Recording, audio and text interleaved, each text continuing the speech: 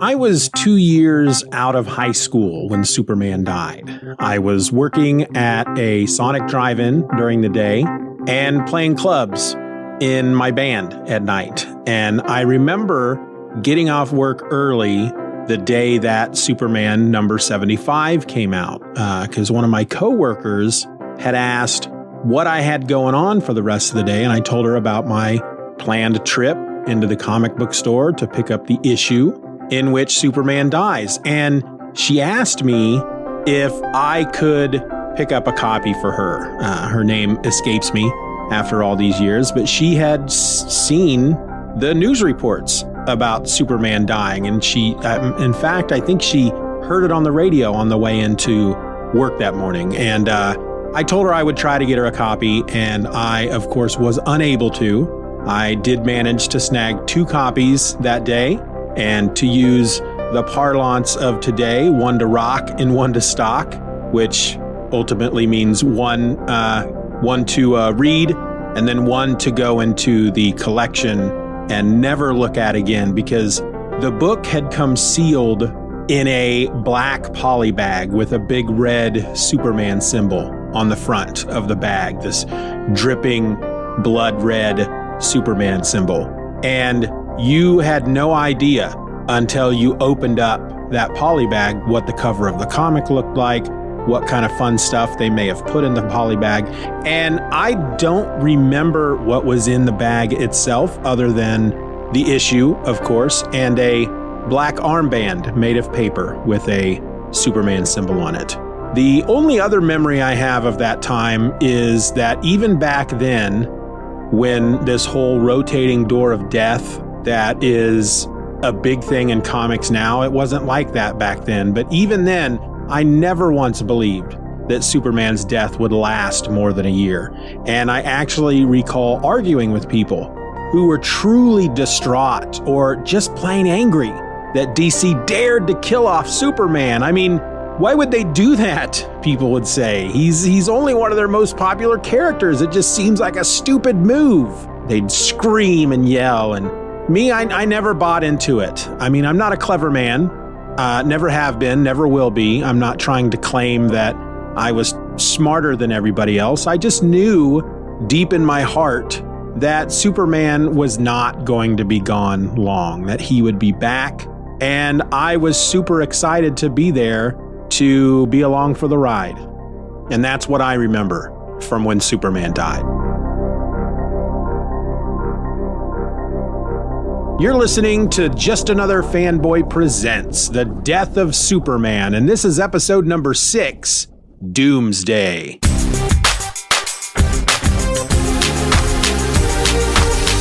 Hello and welcome to Just Another Fanboy Presents The Death of Superman. I'm your host, my name is Steven, and yeah, this week's introduction was submitted by me. And you know what? You can submit your own introduction. All you need to do is record yourself answering the question, where were you when Superman died? Then you just send that file over to me at justanotherfanboy@gmail.com. Just make sure to include in the email how you want to be identified on the episode, where the listeners can find you online, and any podcast or project that you'd like me to plug. Just keep in mind that I, of course, reserve the right to refuse any submission, because I'm not about to plug a podcast or a website that's full of hate speech or really anything that I may deem offensive. And here's the thing, folks, it's my podcast, so I get to be the one to make that call. For more information on how you could submit an introduction and what I'm kind of looking for, go find the Where Were You When Superman Died bonus episode right here in this feed. All right, so today we are sinking slowly into week 6 of the Death of Superman epic crossover event. And that means that the big man is going to die. We all knew that going into this. I don't think there were any illusions. No one was trying to hide that from you. So stop acting like you're surprised, because nobody's buying it. All right. So we had 2 issues released this week, 30 years ago. And we will, of course, start with the first one, Superman number 75. This had a cover price of $2.50. The title of the issue is Doomsday. The writer / penciler on the book is Dan Jurgens. Finishes by Brett Breeding. Letters by John Costanza, and the colorist was Glenn Whitmore. And for an issue that was really a very quick read, considering that while it was 32 pages, every single page was a splash page. This week, DCFandom.com actually has a synopsis for me to read. So I'm going to go ahead and do that, and then I'll start talking about the book from my point of view. Superman and Doomsday have their final confrontation in Metropolis. Each foe delivers crushing blows onto the other, never letting up on their opponent. Police and military vehicles converge on the scene, but the streets are in chaos. Superman gets a last kiss from Lois Lane, then charges into the action, ready to bring down Doomsday no matter what. The two combatants battle it out in front of the Daily Planet, at one point striking each other with such force that the windows on the planet shatter. Eventually, Superman delivers a fatal blow to Doomsday, snapping his neck, but while receiving an equally deadly blow at the same time. Lois Lane rushes over to Superman's limp body and cradles him in her arms, begging him to hold on until the paramedics arrive. However, it is too late, and the Man of Steel fades in her arms. And on a personal note, it was very sad. So something else that they sometimes do for entries for single issues on DCFandom.com is they include little bits of trivia. And while they haven't done that really for any of the issues so far in The Death of Superman, we have some here, and I'm not going to go through everything, but it does tell us here what was included in that polybagged issue here of issue 75. We got the Black Memorial armband, as I mentioned in the intro, a Daily Planet Superman obituary, which was authored by Roger Stern, a series of Superman commemorative postage stamps, and a Death of Superman poster by Dan Jurgens and Brett Breeding. And the only other bit of trivia I think is interesting here is that the Death of Superman was a subject of conversation on an episode of The Tonight Show with Jay Leno, and Jay Leno was seen wearing one of the Superman memorial armbands across his left arm. I should also note that this issue, even though they have two issues out this week, 30 years ago, from The Death of Superman, this actually ends what is known as the first act. And if for example, if you go out and you collect the trades, they collected this whole storyline in 4 trades. I think I talked a little bit about this last week, but this issue ends the first act, which is collectively known as The Death of Superman. The second act is Funeral for a Friend. And the next issue, the second issue we're going to talk about today, is the first issue of Funeral for a Friend. And we'll get into that here in a bit. But a couple of things about Superman 75 that I definitely want to point out. Again, it's all splash pages. And while I can appreciate the idea behind each one of these issues having fewer and fewer panels until you get to the issue where Superman dies, and every panel or every page being a splash page or one panel, I don't think it actually works on every single page. Some of the pages look really good. Some of the pages just seem too cluttered. Jurgens and Breeding just tried to include way too much in certain pages. The one that immediately leaps to mind is page 7. If you're looking at the digital edition, Superman has just rescued Lois and Jimmy. So as the issue opens, Superman and Doomsday are fighting. Doomsday picks up Superman and hurls him into the sky, and Superman slams into the bottom of the Daily Planet helicopter. And before the helicopter can go down, Superman grabs a hold of it and takes Lois and Jimmy away. Originally, he says that he wants to take them as far as possible away from the danger, but he doesn't have time to do that because he doesn't know. He's worried about the number of lives that Doomsday can end while Superman is away, attending to Lois and Jimmy. And actually the page where he is carrying the helicopter, page 6. It's a very nice looking page. I do enjoy that page. The transition, however, from page 5 to page 6, where Superman slams into, and I think I said a minute ago, he slammed into the bottom of the helicopter. He actually slams into the side of the helicopter. And in fact, these guys, if you remember from last week, there were 3 dudes from the Cadmus Project there in matching green flight suits wearing these jet gliders, firing these like ion cannons from the jet gliders. Doomsday throws Superman into one of these guys, and then they both slam into the side of the helicopter.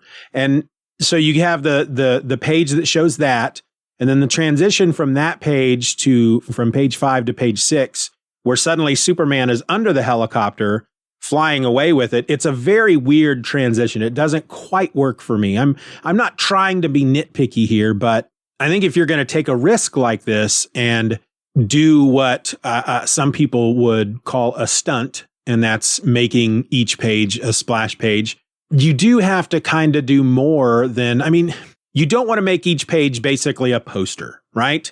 And that's almost what's happening in many of these pages. And so the transition from Superman slamming into the side of the helicopter to suddenly on the very next page, he's carrying the helicopter. It's a strange transition. But then the page following that, the one I originally wanted to bring up, page 7, Superman is with Lois, Jimmy is there, and it's like they've made sure to include Doomsday in the background, smashing a vehicle or a bus into a police vehicle. And there's just way too much going on. It's this weird juxtaposition of Superman and Lois in the foreground.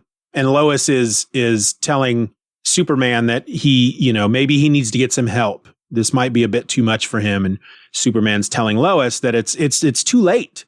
He cannot leave. Superman cannot leave Metropolis to go find somebody to help. He has to be there. And you have the two of them, like I said, speaking in the foreground, and in the background, you have Doomsday causing, havoc and destroying. But he seems just way too close to them for the two of them to just, while it's not a casual conversation, it looks slightly casual. It's a weird page. And then, of course, the very next page, page 8, they get their last kiss, a tear running down Lois's face, and Clark telling her that no matter what happens, he will always love her, always. And it's a sad page. And then on page 9, and again, I'm using the digital edition page numbering, which means that page 1 is typically the cover. But Superman now is leaping into back to battle, and he's saying, "Doomsday gets his." Lois is shouting out to him to please come back, and Jimmy is there to let us know that he doesn't think he's ever seen the big guy so fired up. So it's at this point that I guess Superman's really gonna pour it on. And he does this weird thing where he flies into Doomsday and kind of ducks his head down and slams into Doomsday with his back. It's really weird. They did the same thing. Tom Grummett did the same thing on the cover of Adventures of Superman 497. So apparently this is a thing Superman does. I don't remember this being a thing Superman does, but flying straight at someone and then ducking down so that he can slam into them with his back. I find that it's a very odd looking page.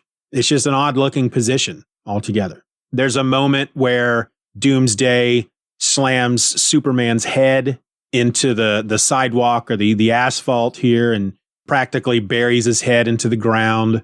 And it's at that point that Lois runs over to Doomsday. Apparently she is so distraught over the thought of losing the man that she loves that she's going to come and try to help him. And she's going to do that, I guess, by trying to distract Doomsday long enough for Superman, who is now completely buried under the street, to come up and help. And this is kind of the moment that, while I don't think it's done very well, which is the problem of a page or a book, an issue with all splash pages, I think it could have been done a little bit better. But this is the moment where all this time Superman has been trying to keep, save innocent lives, stop Doomsday, and keep him out of Metropolis, because that's where Superman lives. That's where all his friends live, and his loved ones, with the exception of his mom, Pa, are in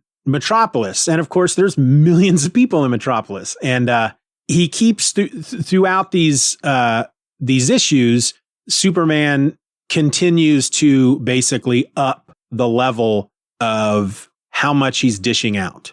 I talked about this in a previous episode where Superman, regardless of who he's fighting, he always holds something back because he knows that he is so powerful that he could easily kill anybody that he goes up against. So he's always holding something back just in case. He needs to feel out his opponent to determine how much he can use, how much strength.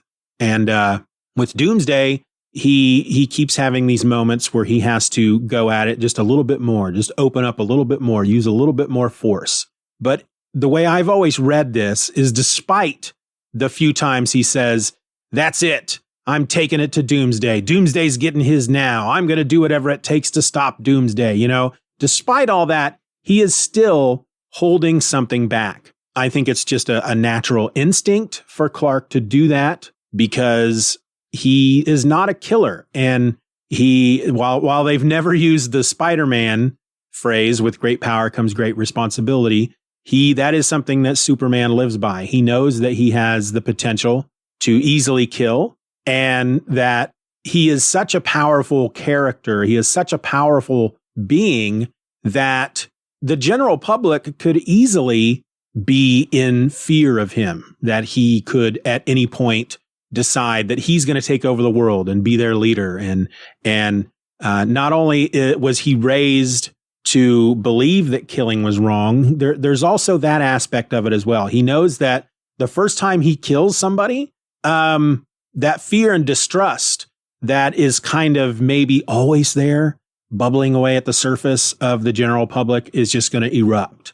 And so he has always made it a point to not kill. There was even, to tangent for just a bit, there were a series of crossovers between Dark Horse Comics and DC, in which Dark Horse at the time, I don't remember what decade this was, I feel like it was the 90s, Dark Horse owned the publishing license for the Aliens and Predator properties. And they did a series of mini-series in which they crossed these characters over with DC. They had Batman versus Predator and Superman versus Predator. And there was a Superman versus Aliens book that I remember quite enjoying, and yet being completely frustrated with, because Superman refused, just refused to kill these aliens. And if there was anything in the world, in the universe, that Superman, I think, has the right to just slaughter and destroy, it's these aliens, these xenomorphs. And he just refuses to throughout the whole book. And I remember finding that very frustrating, but that's just who Superman is. So it's at this point, when Lois puts herself in the path of Doomsday, that Superman truly lets go and gives it his everything. And again, it's not, they don't really say it. And it's something that I've just kind of, I'm sure there are a ton of other people who feel the same way about this as I do. They don't come out and say it, but the way I read this part of the issue, and the way that I've always thought about it, is once Lois is immediately in danger, Superman at that point is ready and willing to kill if necessary. And he really lays into Doomsday at this point.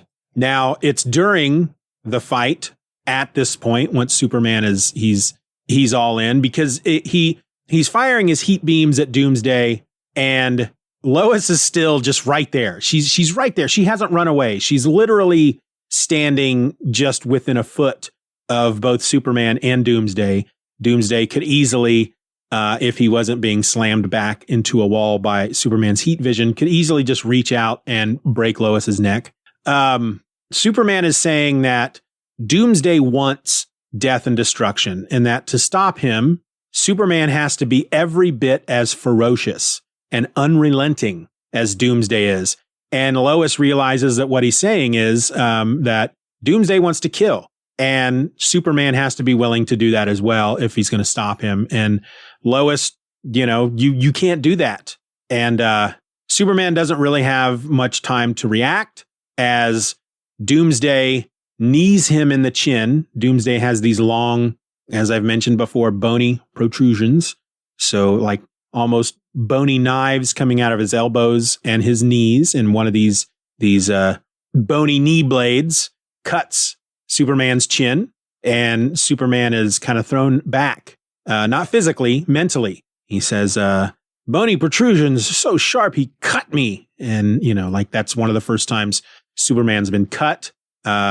Doomsday then rakes the claws on the back of his knuckles across Superman's face, drawing more blood. We actually have red blood in this issue, not much.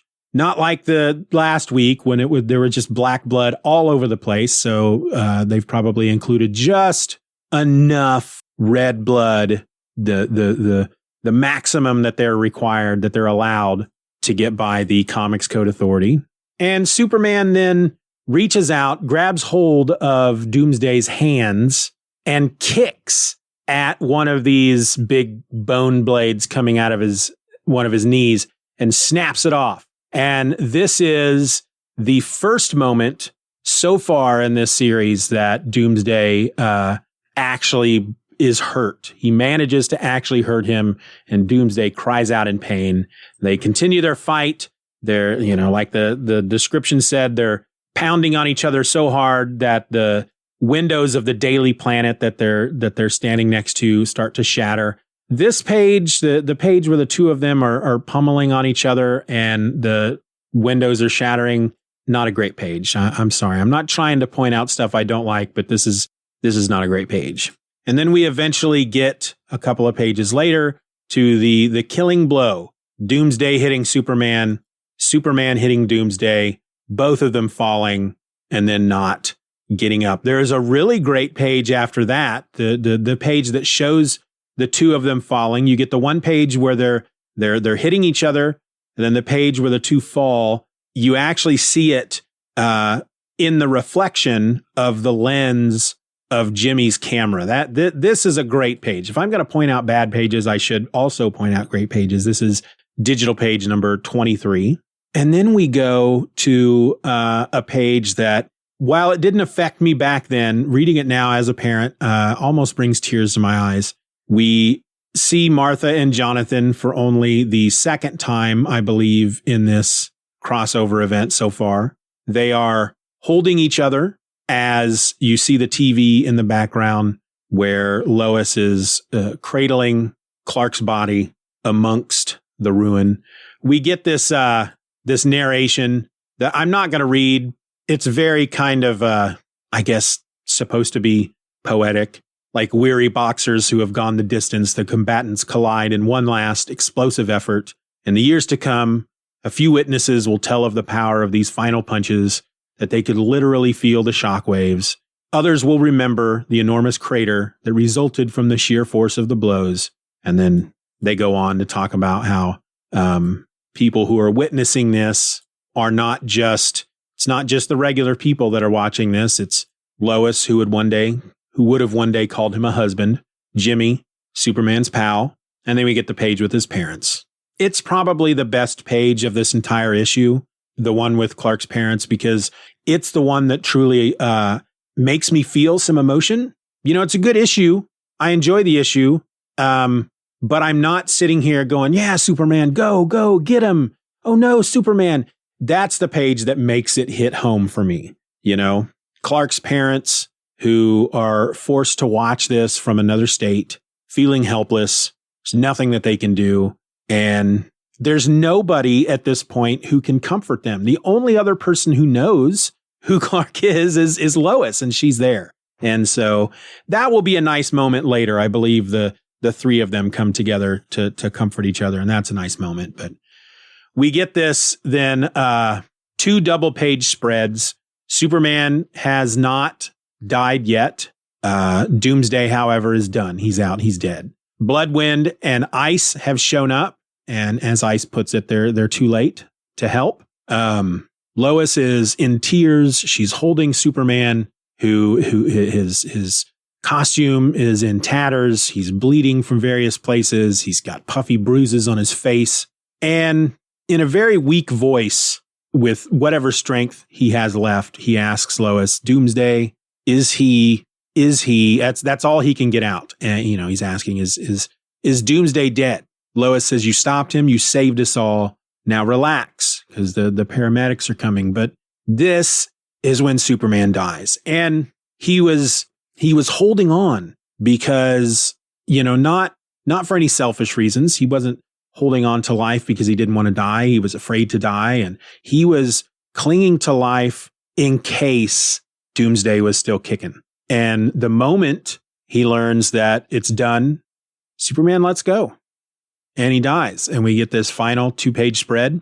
Superman lifeless amongst the rubble. There is a stick in the ground where his cape, which had torn off of him at one point, the wind has flown it onto this stick, and so it's clinging. It's clinging to this stick like a flag. Lois is in tears, and Jimmy is snapping a picture. The picture that will eventually, I think, win him a Pulitzer, something. But yeah, that was for me. It's a deeply emotional book. I'll just say it. And I don't think there's really anything else I want to say about it. Superman is dead. This is why everybody's reading this book. And now we have to find out what's going to happen next.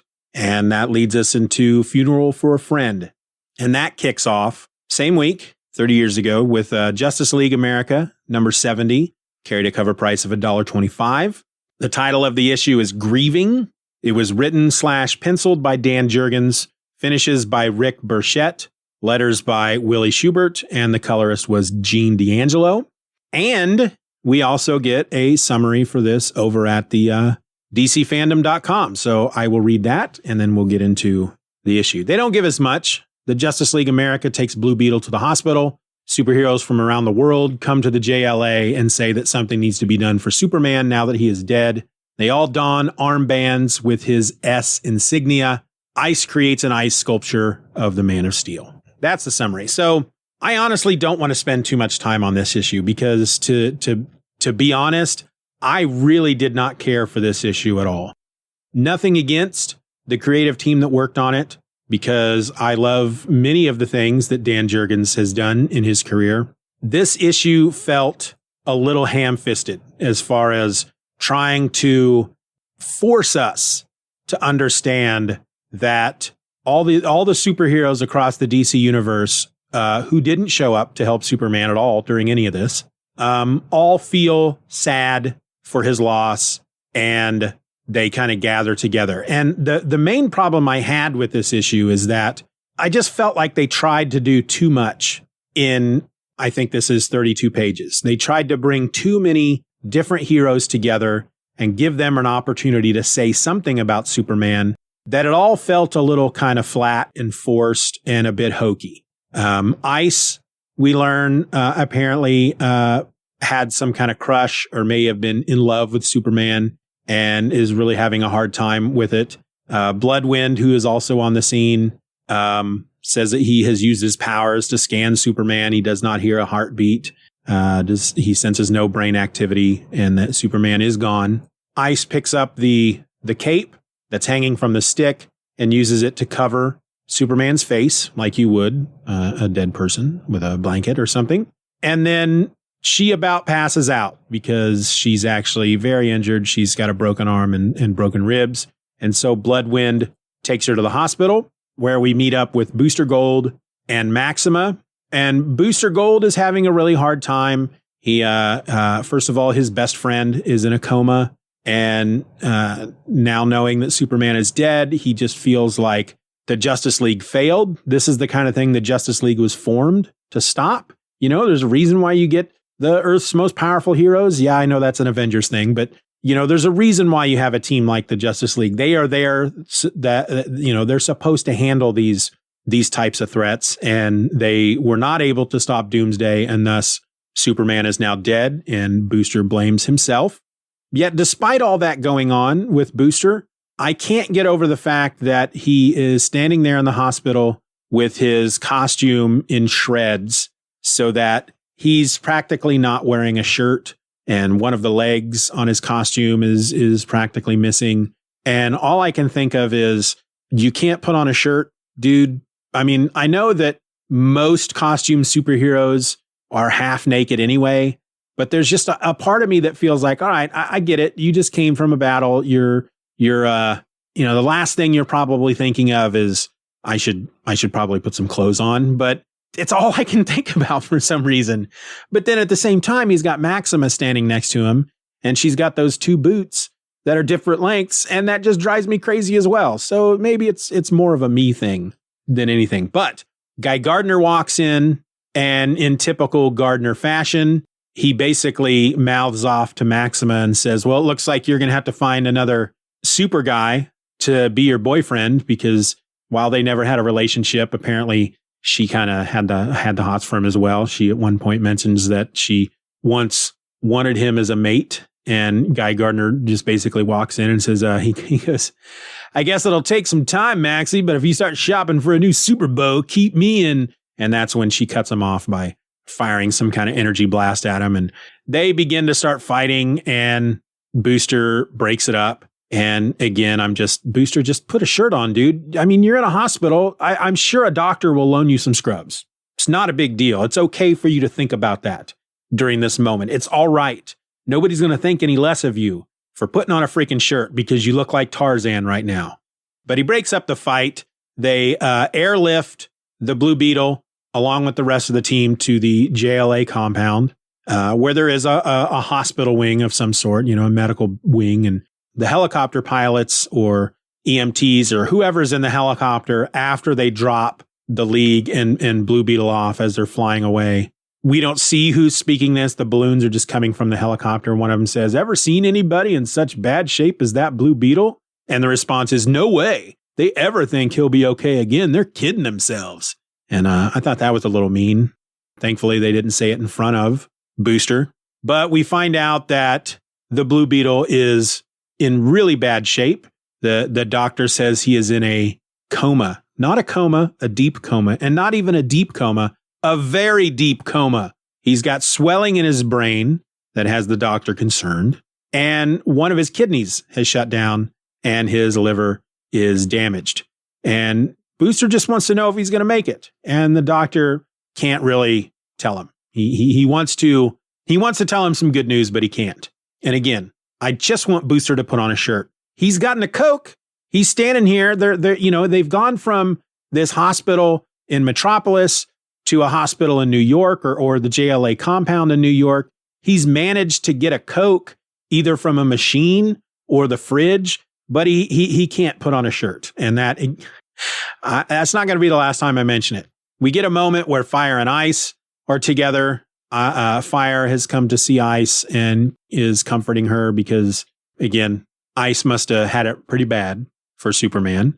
Wally West is the first of the non-League heroes to show up at the Justice League compound. And the first thing he says when he arrives to find Booster on a balcony looking out over the ocean, he says, hey, Boosteroo, you fight with a tiger or something? Because, of course, Booster's still in his shredded outfit. And then Wally, because this is Wally West, I don't know if Jurgens doesn't like Wally, doesn't understand who Wally is, or just assumes that Wally's stupid. Because Wally then asks Booster probably one of the dumbest questions ever. He says, tell me what happened, man. Was Doomsday really that tough? He killed Superman. Doesn't that answer your question? Do you really need to ask such a stupid question? But it's there to provide Booster with an opportunity to tell Wally how he feels like a total washout. Because we're the Justice League, Wally. We're supposed to beat threats like Doomsday. And that's when Aquaman comes up out of the ocean.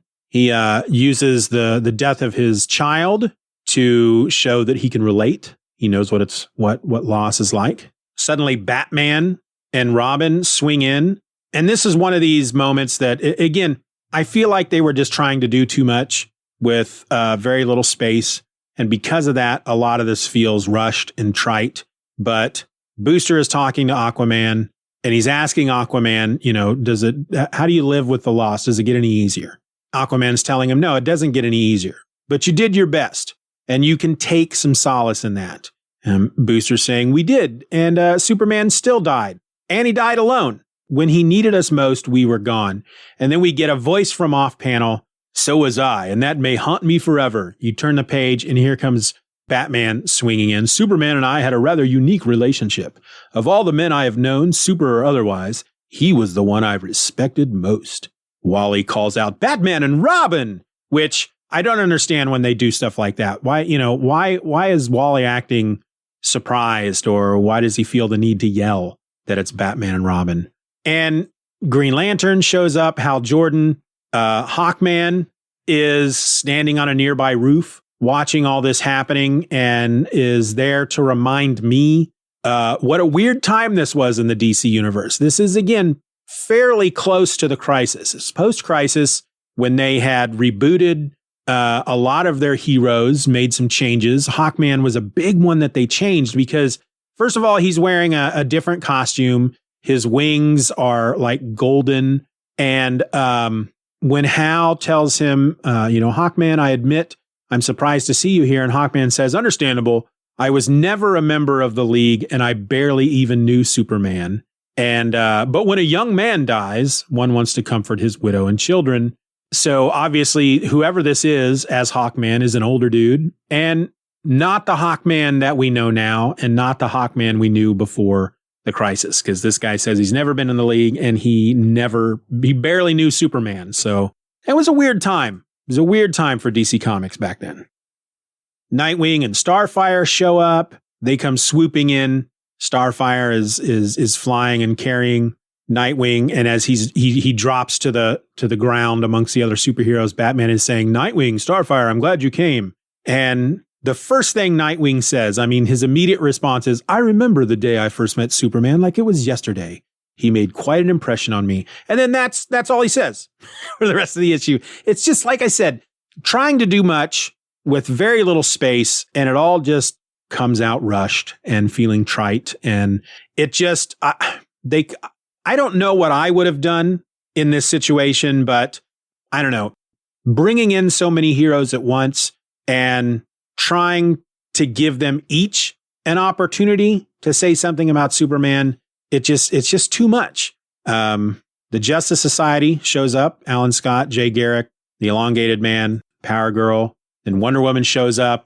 Green Arrow and Black Canary show up. Wonder Woman flies in.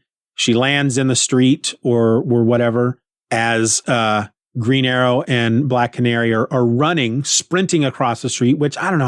I found that weird. It's like they're running to an emergency. The Demon is just suddenly there, standing amongst the heroes, and says something weird in his weird rhymey way. Weep not for the Man of Steel. His mortal wounds will never heal. His body lies stone stiff and dead. Let's cheer for Doomsday in his stead. Ha ha ha ha ha. And nobody just comments on that in any way. And that's when Oberon comes out and he says, look, I'm not much for stringing words together. Well, but it seems like we should show our respect. Somehow we have to show the entire world how much we cared about Superman. Like I said, I'm not good with words. I'm hoping these will do. And he has a box full of these black armbands with the Superman insignia on them. I don't know where he got them. It seems pretty quick for him to have just suddenly crafted these up. I don't know if the Justice League has a replicator, maybe, or if these were just in storage, just in case something like this ever happened. Everything is happening too quick in this issue.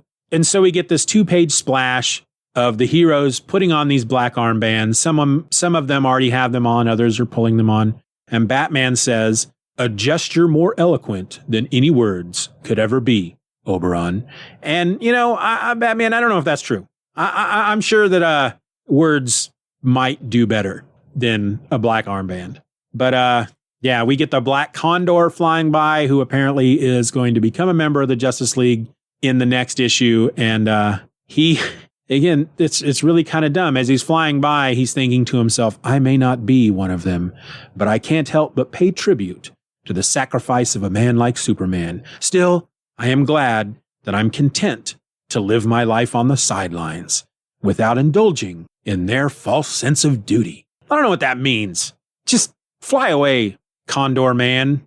I don't know if it's Black Condor or if he's just called Condor. I can't remember. His costume is black. Anyway, well, what costume there is, he's not wearing a shirt either, but that's just part of his costume. Now, Ice at this point feels like there's something more that they can do, and so she uses her ice powers to make a big ice sculpture of Superman.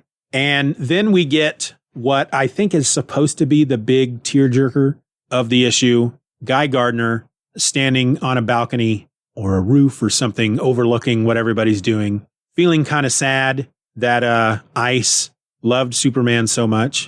And he's thinking to himself, cut me with a knife, why don't you, Ice?